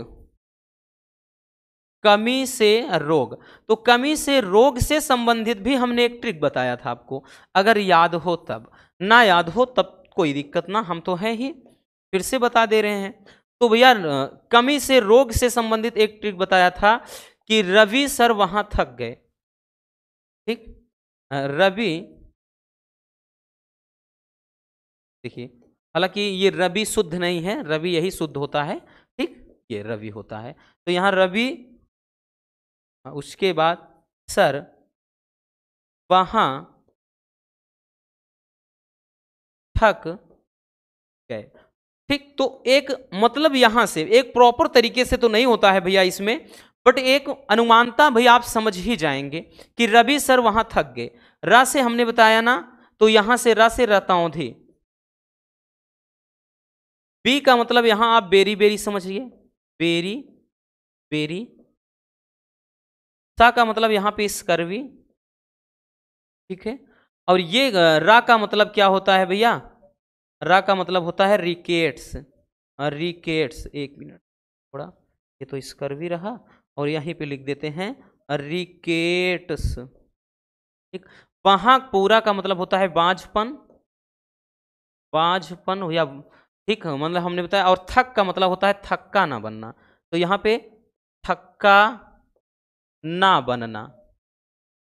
किसकी थक्का की बाल रहा है भैया, रक्त का थक्का ना बनना, यहाँ दही का वाल नहीं। और ये तो भैया वैसे केवल है, ये तो केवल वैसे है, ठीक। तो यहां पे सब जान गए ना, विटामिन ए हो गया, ये विटामिन बी हो गया, सी हो गया, विटामिन डी हो गया, और विटामिन ई हो गया, और विटामिन के हो गया, ठीक। तो A, vitamin B, vitamin C, vitamin D, vitamin E और विटामिन के। तो यहां से भैया आप देख रहे हैं, तो हमने सब विटामिन के मतलब क्या कहते हैं, रासायनिक नाम और रोग से संबंधित ट्रिक देख लिया है, ठीक है। तो भैया अपने से ये हमने तैयार किया है ताकि आपको याद रहे, अच्छे से इसको समझ लीजिए, ठीक है। चलिए जल्दी से स्क्रीनशॉट कर लो बबुआ, फिर हम चलते हैं नेक्स्ट टॉपिक की तरफ।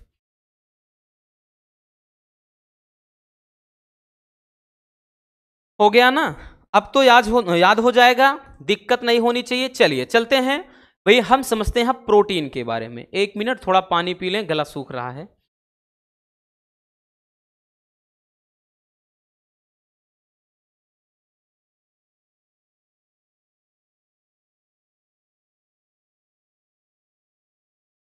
हो गया, चलिए अब भैया हम देखें, समझते हैं प्रोटीन क्या है, प्रोटीन के प्रमुख कार्य, ये भी लॉन्ग में पूछा जाता है, बट जनरली बच्चों ये 2 नंबर वाले में भी, कभी कभार 3 नंबर वाले में भी पूछा जाता है।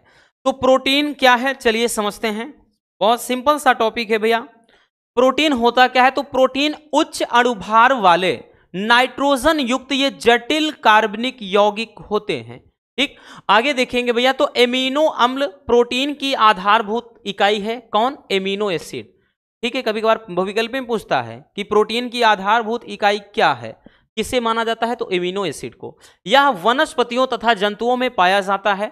अगर हम बात कर ले भैया प्रोटीन, तो दूध, दही, पनीर, मांस, अंडा, मछली आदि में यह जंतु प्रोटीन के अंतर्गत होगा, क्योंकि जंतुओं में हमको यहां से प्रोटीन मिलता है।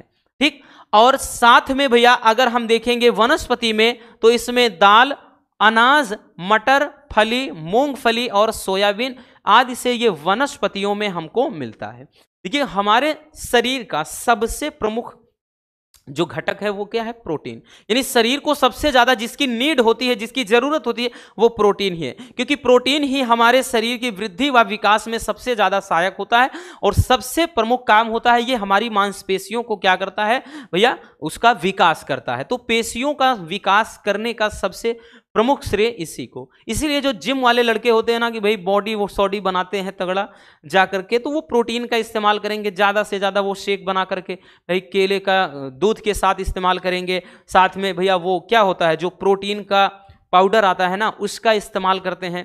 ठीक, तो ऐसी मतलब बहुत सारी चीज़ें हैं खाने में, जैसे अंडे को ब्रेड के साथ इस्तेमाल करते हैं, साथ में हनी वगैरह मिक्स कर लेते हैं उसमें, तो ये सब क्या होते हैं, ये प्रोटीन के अच्छे सोर्स माने जाते हैं।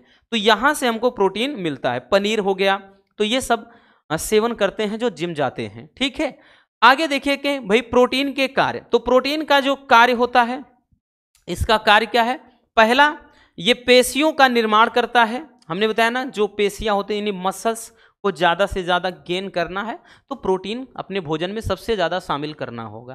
ठीक, और दूसरा शरीर की वृद्धि व विकास में सहायक होता है।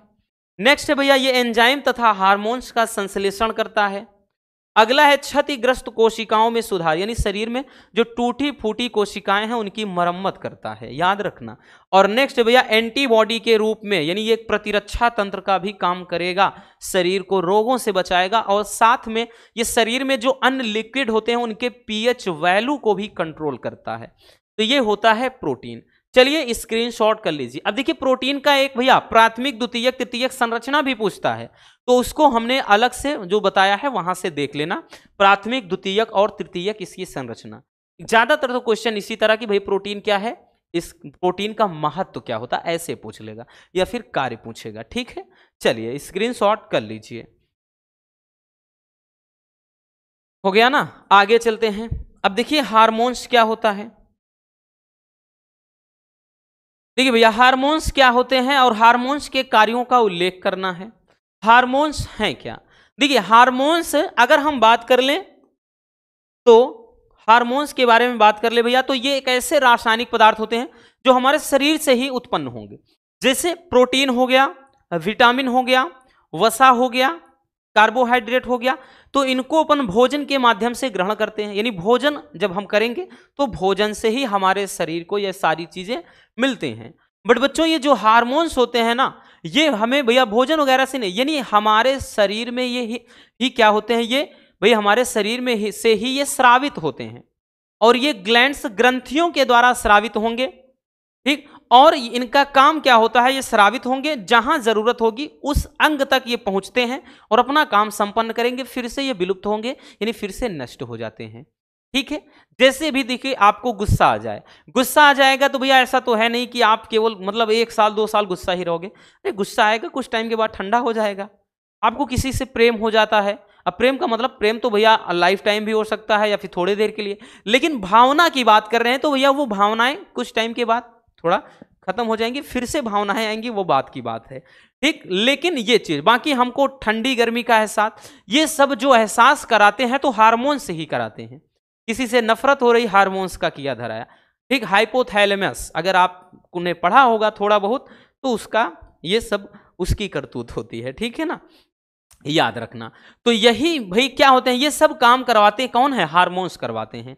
ठीक, तो हार्मोन्स शरीर में विशिष्ट कोशिकाओं के द्वारा ये उत्पन्न होने वाले ऐसे रासायनिक पदार्थ होते हैं जो शरीर की कई महत्वपूर्ण क्रियाओं का नियमन व नियंत्रण करते हैं।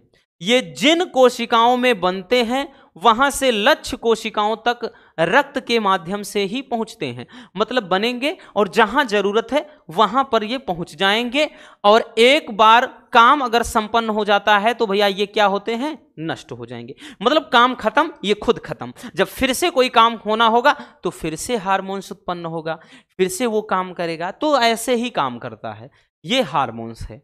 ठीक, अब हार्मोन्स के कार्य में देख ले तो कुछ प्रमुख हार्मोन्स और उनके हम कार्य देख लेते हैं। पहला है पिट्यूटरी हार्मोन्स, जिसको जीएच हार्मोन्स कहा जाता है। हमारे जो भैया अगर हम बात कर लें, ग्रोथ हार्मोन्स होता है। ठीक, पिट्यूटरी ग्लैंड्स कहाँ होती है, मस्तिष्क में होती है, मटर के दाने के समान। ठीक है, जिसमें लगभग 13 प्रकार की, मतलब क्या है, 13 प्रकार के हार्मोन्स स्रावित होते हैं। तो पिट्यूटरी जो हार्मोन्स है, जीएच हार्मोन्स हमने बताया ना कि यहाँ पे ग्रोथ हार्मोन्स, या शरीर की वृद्धि व विकास में सहायक होता है। दूसरा है इंसुलिन नामक हार्मोन्स। इंसुलिन नामक हार्मोन्स ये ब्लड में क्या करता है, ग्लूकोज की मात्रा को नियंत्रित करता है। इसी के अगर अल्प स्राव से, यही वो हार्मोन है जो कम अगर बॉडी में स्रावित होने लगे तो एक बीमारी हो जाती है जिसको मधुमेह या डायबिटीज कहा जाता है, या फिर हम कह लें शुगर, सामान्य भाषा में क्या है, शुगर कह लें। ठीक, अगला है ऑक्सीटोसिन। ऑक्सीटोसिन नामक हार्मोन क्या होता है, ये प्रसव के समान, मतलब के दौरान मांसपेशियों में संकुचन पैदा करता है। प्रसव क्या होता है भाई, डिलीवरी के टाइम, है ना। हिंदी नहीं समझोगे, वैसे भी आप लोग की अंग्रेजी बहुत तेज है, तो डिलीवरी समझ जाओगे ना। तो डिलीवरी के टाइम यानी माँ के अंदर, अगर हम अंदर यूट्रस में बात कर लें, तो ये जो हार्मोन्स होता है प्रसव, मतलब ये क्या करता है, प्रसव के दौरान मांसपेशियों में संकुचन पैदा करता है। और रिलैक्सिन एक हार्मोन्स होता है, वो क्या करता है, तो वो प्रसव पीड़ा को कम करने का काम करता है। ठीक है, तो ये कुछ हार्मोन्स रहे और उनके कार्य। चलिए जल्दी से इसको भी देख लीजिए भैया, फिर हम चलते हैं आगे। ठीक है, चलिए जल्दी से इसको स्क्रीनशॉट कर लीजिए बबुआ। हो गया ना भैया। चलिए आगे आते हैं, अगला देखते हैं। नेक्स्ट है आपका, नेक्स्ट है भैया डीएनए की द्विकुंडलीय संरचना का सचित्र वर्णन करना है आपको। डीएनए की द्विकुंडलीय संरचना का सचित्र वर्णन। ठीक है, अब इसमें डीएनए और आरएनए में अंतर भी बहुत ज्यादा पूछा जाता है, लेकिन ये बहुत इंपॉर्टेंट है। ये तो भैया हम वेरी वेरी इंपॉर्टेंट बोलेंगे। कोई ऐसा साल नहीं जब ये ना पूछा जाए। आप चाहे 21 का पेपर उठाओ, चाहे 22 का, चाहे 23 का, चाहे 24 का, 24 में भी ये 2 से 3 सेट में पूछा था। ऐसे पूछ लेगा कि डीएनए की, मतलब यहाँ डीएनए का सचित्र वर्णन करिए, या फिर डीएनए के द्विकुंडलित संरचना का सचित्र वर्णन करिए, या वाटसन तथा क्रिक सिद्धांत पर। तो भैया बायोलॉजी वाले तो पढ़े हैं, तो उनके लिए तो और भी ज्यादा फायदा है। ये चैप्टर आसान लगेगा कुछ थोड़ा बहुत, क्योंकि ये चीजें आपने थोड़ा पढ़ रखी है। बट जो नहीं पढ़े हैं, जो मैथ वाले हैं, डोंट वरी, हम हैं तो भैया टेंशन बिल्कुल नहीं लेना। अब देखिए भैया डीएनए की द्विकुंडलित संरचना होती क्या है। तो वाटसन और क्रिक, ये दो वैज्ञानिक थे, वाटसन और क्रिक। इन्होंने ही क्या है, एक्सपेरिमेंट के द्वारा, प्रयोगों के आधार पर यह पता लगाया कि जो डीएनए होता है, अब डीएनए क्या है समझ लीजिए, डीऑक्सीराइबोज न्यूक्लिक अम्ल। ये एक आनुवांशिक पदार्थ होता है। न्यूक्लिक अम्ल दो ही प्रकार का होता है, एक डीऑक्सी मतलब डीएनए मतलब डीऑक्सीराइबोज न्यूक्लिक अम्ल, एक राइबोज न्यूक्लिक अम्ल। तो न्यूक्लिक अम्ल में ये होता है डीएनए। डीएनए का स्ट्रक्चर आपको दिख रहा है। तो वाटसन और क्रिक नामक वैज्ञानिक ने ही पता लगाया कि डीएनए में 2 हेलिक्स होते हैं, यानी 2 पॉलीन्यूक्लियोटाइड श्रृंखलाएं, यानी 2 धागे की समान संरचनाएं होती हैं। इन्होंने ही बताया कि इनके बीच नाइट्रोजन क्षार जुड़े होते हैं हाइड्रोजन के बंध द्वारा। इन्होंने बताया कि इसका व्यास कितना होता है। तो बहुत सारी चीजें इन्होंने क्या है, प्रयोगों के आधार पर पता लगाई। ठीक है, तो वही क्या हो जाता है, ये डीएनए की द्विकुंडलित संरचना होती है। अब समझ में आ गया ना। चलिए देखते हैं। तो वाटसन तथा क्रिक नामक वैज्ञानिक ने सन 1953 ईस्वी में डीएनए की द्विकुंडलित संरचना को प्रस्तुत किया और इनके लिए भैया सन 1961 या 63 के करीब में ऐसा नोबेल पुरस्कार भी दिया गया था इस महान उपलब्धि के लिए। वाटसन और क्रिक को नोबेल पुरस्कार से भी नवाजा गया था। ठीक है, तो इन्होंने ये चीज द्विकुंडलित संरचना का पता 1953 ईस्वी में लगाया। इनके अनुसार प्रत्येक डीएनए अणु 3 प्रमुख घटकों से मिलकर के बना होता है। अब इस डीएनए में 3 प्रमुख घटक कौन कौन से हैं? पहला डीऑक्सीराइबोज शर्करा, दूसरा फास्फेट समूह, तीसरा नाइट्रोजन क्षार। इन्होंने ये बताया कि इसमें प्रमुख यही हैं। और नाइट्रोजन क्षार में भी इन्होंने ये बात बताई कि भैया नाइट्रोजन क्षार में भी कौन कौन सा क्षार होता है? एडिनिन होता है, उसके बाद बबुआ ग्वानिन होता है, उसके बाद ये होता है साइटोसिन होता है, उसके बाद बताया कि थायमीन होता है। ये नाइट्रोजन क्षार होते हैं। और उसके बाद आरएनए में भैया सब कुछ सेम होता है, थायमीन के जगह यूरेसिल क्षार होता है। तो इतनी बातें समझ में आ गई आपको। तो इन्होंने बताया कि 3 प्रमुख घटक से डीएनए की स्ट्रक्चर बनती है। ठीक, अब यहां पे समझना है कि डीएनए तथा वाटसन तथा क्रिक के अनुसार डीएनए की संरचना निम्नलिखित प्रकार से होती है। ये तो घटक बताया। अब पहला पॉइंट इन्होंने क्या बताया कि डीएनए का प्रत्येक अणु 2 पॉलीन्यूक्लियोटाइड श्रृंखला के द्वारा बना होता है। ये भैया आपको 2 धागे दिख रहे हैं ना इस तरह से, एक ये है, एक इधर से इस तरह से गया हुआ है। तो इन्होंने बताया कि डीएनए में 2 पॉलीन्यूक्लियोटाइड श्रृंखलाएं होती हैं जिनका व्यास, मतलब इन्होंने ये बता दिया कि जो इनका व्यास है, दिख रहा ना आपको यहां पर, हाँ लिख देते। इन्होंने ये बताया कि इनका जो व्यास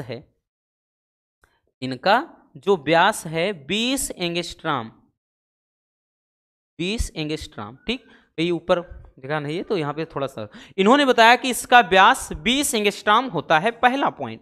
दूसरा पॉइंट, प्रत्येक पॉलीन्यूक्लियोटाइड में फास्फेट तथा शर्करा समूह एकांतर क्रम में जुड़े होते हैं।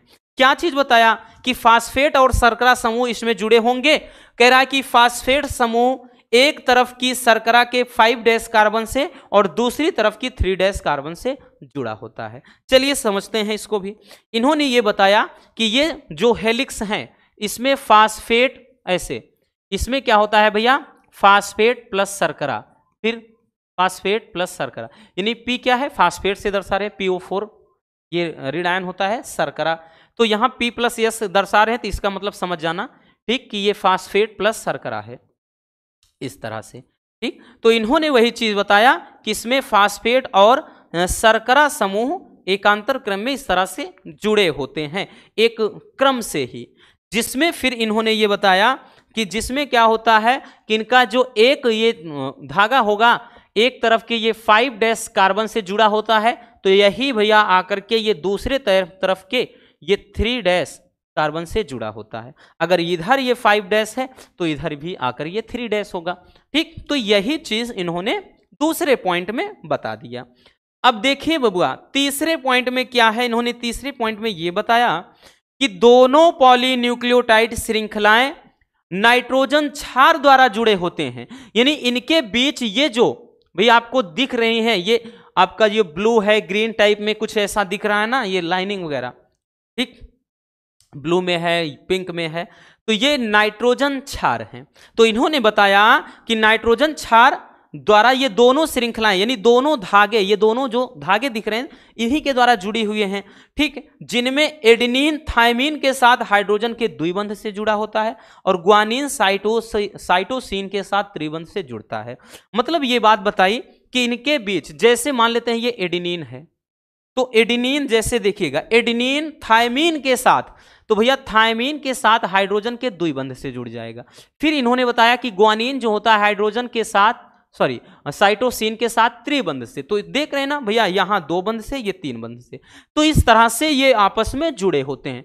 फिर से जैसे अगर हम लेंगे यहाँ पर ये भैया थायमीन है तो एडेनिन के साथ द्विबंध, और उसके बाद साइटोसिन है तो ग्वानिन के साथ ये क्या होता है, त्रिबंध से जुड़ा होता है। ठीक है, इस तरह से ध्यान समझिएगा, ये साइटोसिन है, तो इस तरह से क्या होता है, ये आपस में हाइड्रोजन बंध के द्वारा जुड़े होते हैं। तो ये हो गया तीसरा पॉइंट। चौथा पॉइंट आपको यहाँ पे दिख नहीं रहा है नीचे, चौथा पॉइंट हम बोल दे रहे हैं, नहीं तो अभी आपको जब स्क्रीनशॉट करेंगे, क्योंकि ये ऊपर जो नंबर्स हैं आ गए हैं भाई, ठीक, क्योंकि एक लाइन बच रही थी, सोचा क्या उसको अलग पेज में ले जाएं, यहीं पर रहने देते हैं, ठीक है। तो भैया अगला पॉइंट ये है, इन्होंने ये बताया कि 10 नाइट्रोजन क्षार के बीच में, 10 नाइट्रोजन क्षार के बीच की जो दूरी होती है वो क्या कितनी होती है, तो इन्होंने ये वो बताया 34 एंगस्ट्रॉम होती है। तो गिन लेते हैं 10 ना, जैसे यहीं से गिन लेते हैं भैया, जैसे यहां पे गिन लेते हैं यहीं से ऊपर से, 1 2 3 4 5 6 7 8 9 10। तो भैया यहाँ जैसे यहां से यहां तक की अगर दूरी देखें तो इन्होंने बताया कि वो दूरी अगर हम देखें तो कितनी होती है भैया, तो लगभग ये कितना, लगभग ये कितना 34 एंगस्ट्रॉम, सॉरी 1 मिनट, 10 नाइट्रोजन क्षार के बीच की दूरी 34 एंगस्ट्रॉम होती है, ठीक है, 34 एंगस्ट्रॉम। तो ये इतना पॉइंट इन्होंने बताया है, ठीक है। तो ये तो रहा वाटसन और क्रिक संबंधी डीएनए की द्विकुंडलित संरचना का सचित्र वर्णन। 5 नंबर देकर जाएगा अगर पूछा जाएगा। अब यहां से भैया डीएनए और आरएनए में अंतर भी पूछता है। तो डीएनए में क्या होते हैं, ये 2 पॉलीन्यूक्लियोटाइड श्रृंखला होती है, सुन लेना, बताने की जरूरत नहीं है। आरएनए में क्या होता है, 1 होता है। डीएनए लाखों न्यूक्लियोटाइड से बना होता है, आरएनए हजारों न्यूक्लियोटाइड से। डीएनए में थायमीन क्षार होता है और आरएनए में यूरेसिल क्षार होता है। तो ऐसे कुछ अंतर होते हैं, ठीक है। तो समझ में आ गया भैया। तो इस तरह से कुछ अंतर भी कभी कभार पूछ लेते हैं, तो 3 से 4 अंतर याद रखिए, बहुत है। चलिए जल्दी से इसको स्क्रीनशॉट कर लीजिए। हो गया भैया। अब देखिए भैया इतना तो कर लिया है, तो अब थोड़ा इसको हटा देते हैं। अब बाकी ये जो लाइन गायब थी ना नीचे वाली, वो भी थोड़ा समझ जाइए, ठीक है। इतना भी देख लीजिए, ऐसे भी स्क्रीनशॉट कर लीजिए। हो गया बच्चों। तो चलिए अब उसको भी थोड़ा हम समझ लेते हैं, जो बोल रहे हैं डीएनए और आरएनए में अंतर, क्योंकि वो भी बहुत ही ज्यादा पूछा जाता है, तो इसलिए भैया इग्नोर नहीं कर सकते ना रसगुल्लों। चलिए समझ लेते हैं डीएनए और आरएनए में क्या अंतर होता है, ठीक है। यहां से हम 4 से 5 अंतर आपको बता दे रहे हैं, इतने में आराम से भैया काम हो जाएगा, ठीक है, आराम से काम हो जाएगा बबुआ, ध्यान से समझिए, ठीक। देखिए भैया, एक तरफ डीएनए, दूसरी तरफ आरएनए। डीएनए यानी डीऑक्सी राइबोज न्यूक्लिक अम्ल, ये राइबोज न्यूक्लिक अम्ल। सबसे पहला अंतर, ठीक, पहला क्या है, यह मुख्य रूप से केंद्रक में पाया जाता है। डीएनए सबसे भाई अधिकांशतः कहां पाया जाता है, ये केंद्रक में। आरएनए कोशिका द्रव्य में पाया जाता है। डीएनए में इसमें 2 पॉलीन्यूक्लियोटाइड श्रृंखलाएं होती है, बताया ना कि इस तरह से ये बनता है भैया, इस तरह से। बट अगर बात कर लें आरएनए, तो इसकी संरचना एकल सूत्री होती है, ये बस ऐसे रहेगा, ठीक है। हो गया 2। तीसरा, इसमें डीऑक्सीराइबोज शर्करा होती है, नाम ही है डीएनए, डीऑक्सीराइबोज शर्करा होती है। बट आरएनए में राइबोज शर्करा होती है भैया, ठीक। और उसके बाद डीएनए है, इसमें थायमीन क्षार पाया जाता है। कौन सा क्षार, थायमीन क्षार। और आरएनए में भैया इसमें यूरेसिल क्षार पाया जाता है, ठीक। कौन सा क्षार, यूरेसिल। डीएनए बच्चों ये समस्त जीवधारियों में एक प्रमुख आनुवांशिक पदार्थ होता है। बट आरएनए बात कर ले तो ये कुछ विषाणुओं में ही एक आनुवांशिक पदार्थ के रूप में होता है। तो ये तो हो जाएगा बच्चों डीएनए और आरएनए में अंतर। आई बात समझ में रसगुल्लों। चलिए बबुआ इसको भी जल्दी से स्क्रीनशॉट कर लीजिए। हो गया ना। तो बस आज के इस वीडियो में इतना ही। उम्मीद है मेरे प्यारे रसगुल्लों को आज की ये क्लास काफी ज्यादा पसंद आई होगी। अगर वीडियो पसंद आई हो तो प्यार से लाइक जरूर कर देना, और नए हैं तो चैनल को सब्सक्राइब जरूर कर लीजिए, ताकि मजेदार टॉपिक आप तक रेगुलर पहुंचते रहें। मिलते हैं किसी और शानदार टॉपिक के साथ। Love you, bye bye, take care. और हाँ, एक प्यारा सा कमेंट बॉक्स में छोड़ दीजिएगा।